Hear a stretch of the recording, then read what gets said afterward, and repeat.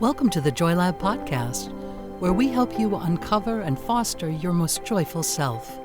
Your hosts, Dr. Henry Emmons and Dr. Aimee Prasek, bring you the ideal mix of soulful and scientifically sound tools to spark your joy, even when it feels dark. When you're ready to experiment with more joy, combine this podcast with the full Joy Lab program over at joylab.coach. Hi, everyone. It is just me, Amy. So I'm usually here with Henry. So if I ask questions and he doesn't answer, I'm sorry. I'm used to that. But we're experimenting with different formats for our episodes. And as we noted a few episodes back, we'll soon release even more episodes monthly. So sometimes it'll be me alone like this, or Henry and I, or maybe even some guests.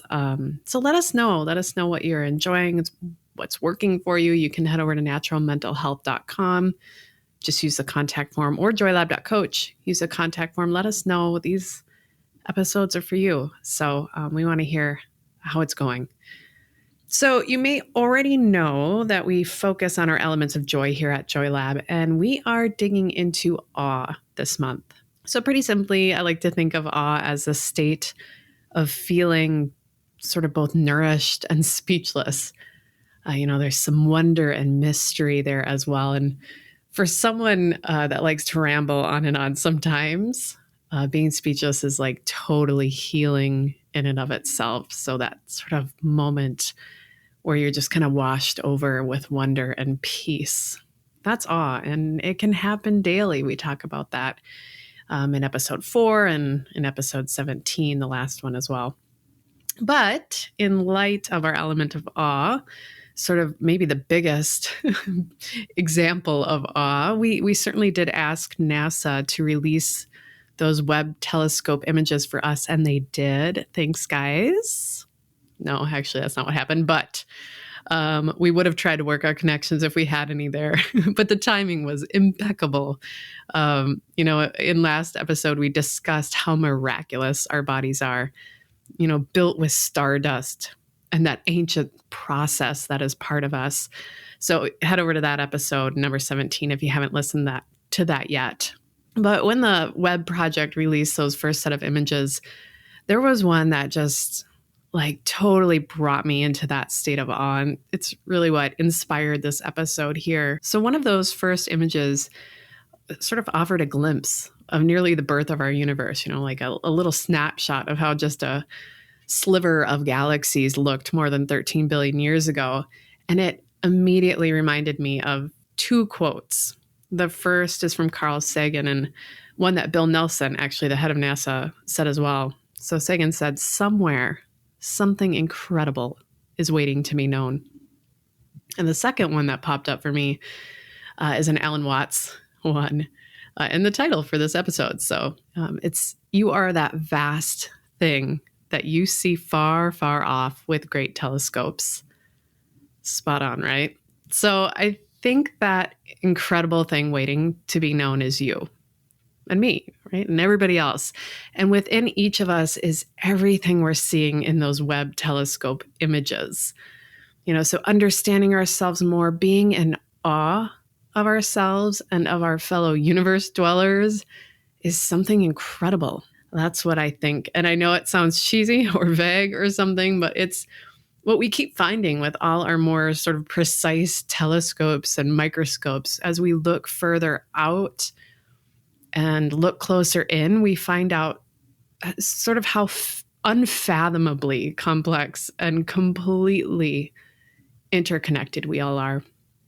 And I love how Eric Smith, one of the lead scientists of the Webb project, described witnessing those images as well. He said, "A lot of people sometimes see pictures of space and it makes them feel small.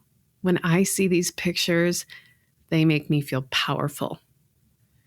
And what I think that Smith is describing is actually something called small self phenomenon. And we talked about this in episode 4, and it's worth highlighting again here. This small self experience occurs when we witness something like those Webb images, something that makes us feel like we are a small part of something much bigger. which doesn't sound so great initially, right? But when we let ourselves be with that experience, it's actually amazing for mental health. It can really help us to position ourselves back into reality.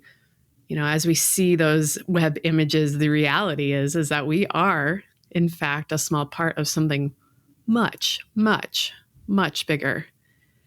And that recognition can help us put problems into perspective, help us to empathize more with others. It can also shift us from getting caught up in our own little stories of successes or failures, or these sort of constant self-evaluations, or those negative, more precisely, self-evaluations. We discussed that in an earlier episode as well. But it brings us back into this big universe. And when we do that, the small self phenomenon can help us to feel more connected, to feel more supported by community and more in touch with a purpose. So in a way, these Webb images are sort of like a family album for all of us, which includes this picture of our small self. We can even see that, first galaxy branch on our tree with these images 13 billion years ago. We can look at them and see our connection, our beauty, our mystery, our power.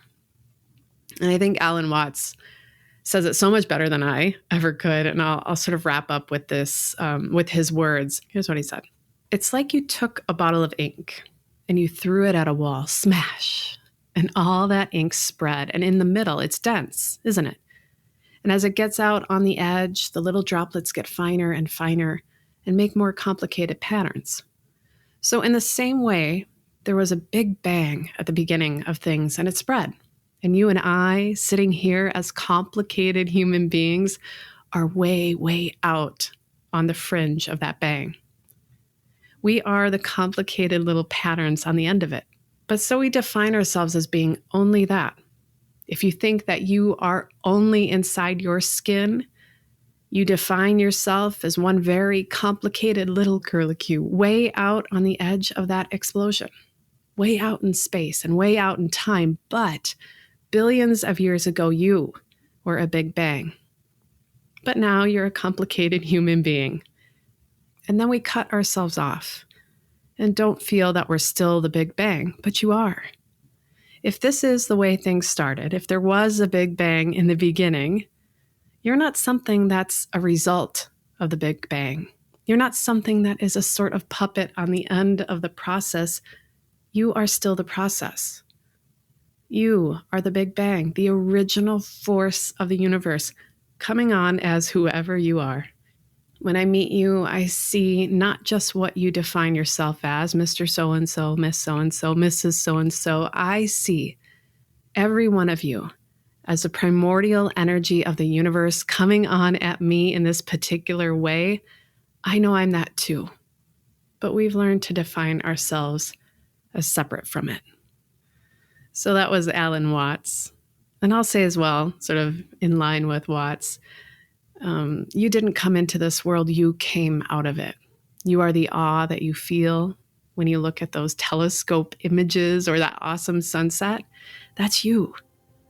You are never out of place or broken. You are completely connected, totally essential, an important piece of something much bigger.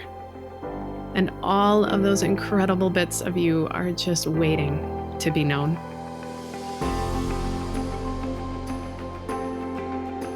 Thank you for listening to the Joy Lab podcast. If you enjoyed today's show, visit joylab.coach to subscribe for your monthly infusion of joy and to learn more about the full Joy Lab program. Be sure to rate and review us wherever you listen to your favorite podcasts.